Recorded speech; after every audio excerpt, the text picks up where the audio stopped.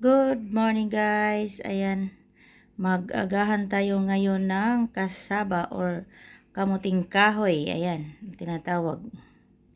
O sa Bisaya pa balanghoy. Parisan na to og isda na pinirito.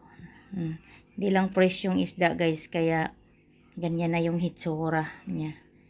Kaya pinirito.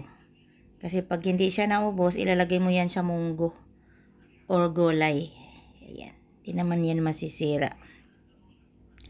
Ayan guys, yung ating kakainin ngayon.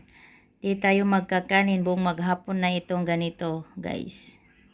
Iwasan na yung kanin at ito na yung magiging kanin natin. Kasaba.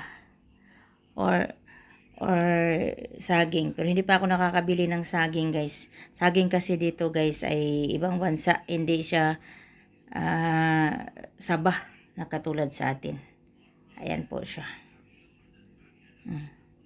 Sarap. Ayan, kain na po tayo guys. Ayan. Kamuting kahoy. Yun.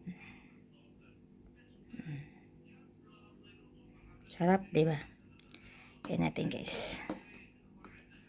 Mainit pa siya.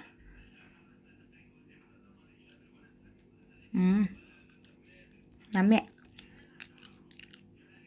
Magtanga na ako din sa kuan guys. Asin. Para may lasa. Diba, lami. Lami kayo. Ano ko ipakita ko ngaw. Sumuol na ako ngaw guys. Kaya ito na lang yung ulam. Yung ulam na lang ang ipapakita. Yan guys. Sa kamay. Manatin yung isda. Kain siya guys. Kain siya.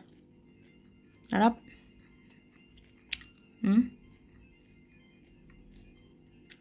Ayun guys.